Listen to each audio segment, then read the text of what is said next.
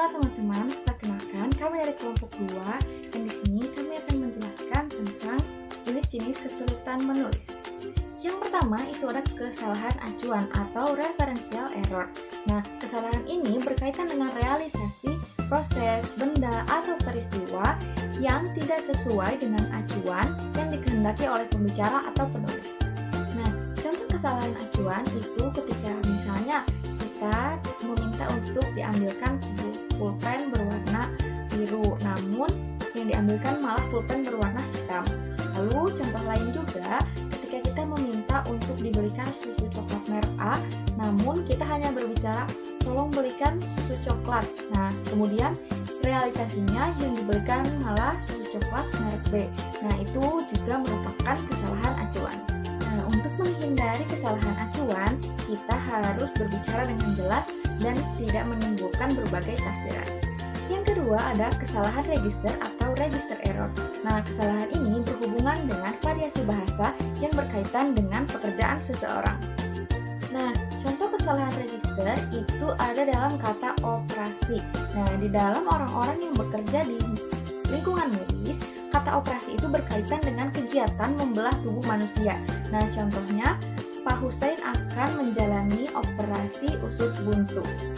Nah, ada juga di lingkungan militer. Di lingkungan militer, operasi biasanya dihubungkan dengan pemungutan pajak, penertiban keamanan, dan lain-lain. Contohnya, perwira muda itulah yang memimpin operasi penumpasan pemberontakan itu. Yang ketiga ada kesalahan sosial atau social error. Nah, kesalahan ini adalah kesalahan dalam pemilihan kata atau kalimat yang berkaitan dengan latar belakang sosial pembicara atau penulis dengan pendengar atau pembaca. Nah, contoh kesalahan sosial itu ada dalam kalimat ini. Kemarin aku bertemu Rina di kantin. Nah, ketika kita berbicara kalimat ini kepada teman kita, sesama mahasiswa atau teman sebaya, itu tidak masalah karena latar belakang sosial kita sama. Namun, ketika kita berbicara kalimat ini, kemarin aku bertemu Rina di kantin kepada seorang dosen, itu tentu tidak tepat dan itu dapat digolongkan kepada kesalahan sosial karena latar belakang sosial mahasiswa dengan dosen itu berbeda. Yang keempat itu ada kesalahan tekstual atau textual error.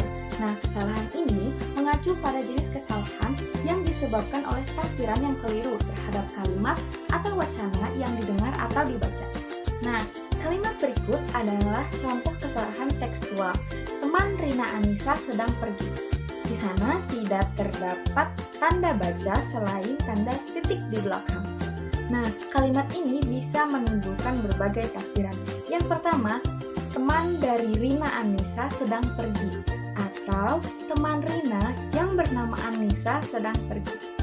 Maka dari itu, ketika kita berbicara harus menggunakan intonasi yang tepat, dan ketika kita menulis harus menggunakan tanda baca yang tepat. Yang kelima ada kesalahan penerimaan atau receptive error. Nah, kesalahan ini biasanya berkaitan dengan keterampilan menyimak atau membaca. Nah, ada banyak faktor yang menyebabkan kesalahan penerimaan terjadi. Contohnya seperti ini. Seorang ibu meminta anaknya untuk membeli garam, gula, terigu, bawang, dan kecap. Namun, anaknya hanya membeli garam, gula, dan kecap saja. Nah, hal ini dapat disebabkan oleh dua faktor. Yang pertama, bisa saja si anak tidak memperhatikan apa yang dipesankan oleh ibunya.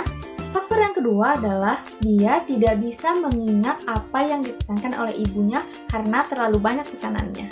Terima kasih. Materi selanjutnya akan dilanjutkan oleh rekan saya.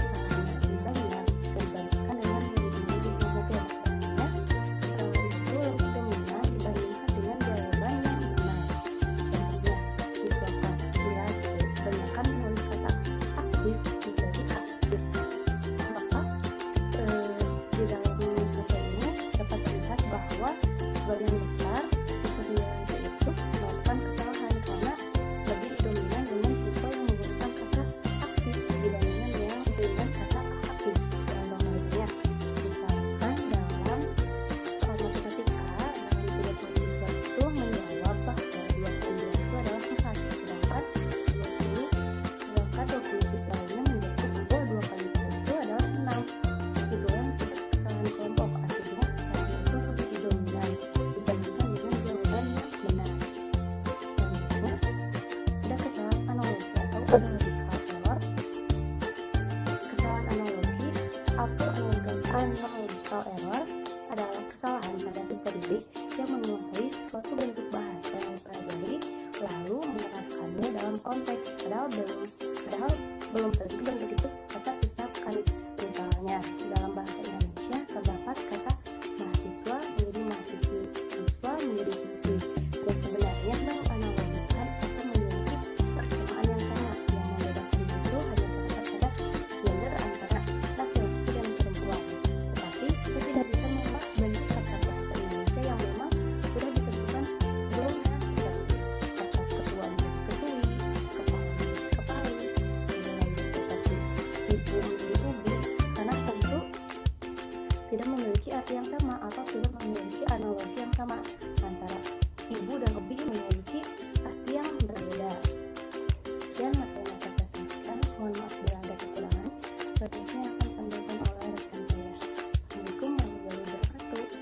Assalamualaikum warahmatullahi wabarakatuh. Perkenalkan, nama saya Mantani, NPM 1850 306. Di sini saya akan melanjutkan materi mengenai jenis kesulitan menulis.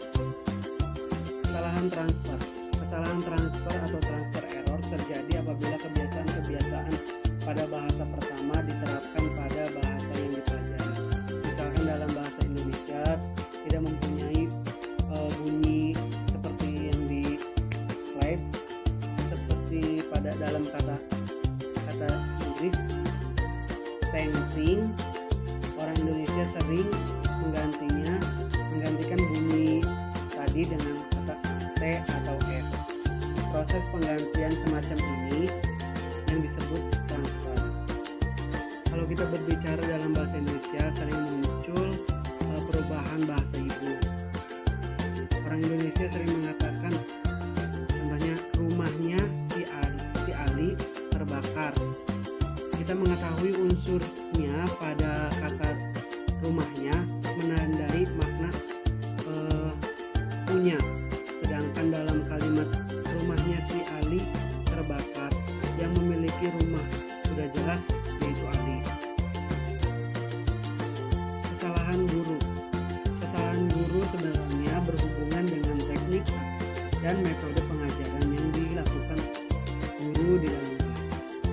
Kesalahan guru atau disinus adalah kesalahan yang dibuat terdidik karena metode atau bahan ajar yang salah. Misalnya dalam bahasa Indonesia terdapat sisipan L dan R.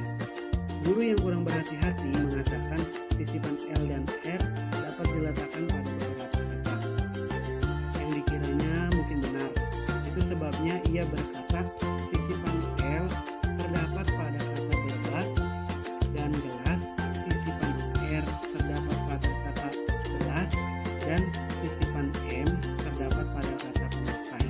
Penjelasan guru ini kelihatannya masuk akal karena kata-kata itu bisa diuraikan menjadi bebas ditambahkan kata L menjadi beras, gas ditambahkan kata L menjadi gelas, bas ditambahkan R menjadi kata beras, dan pakai ditambahkan M menjadi pemakai.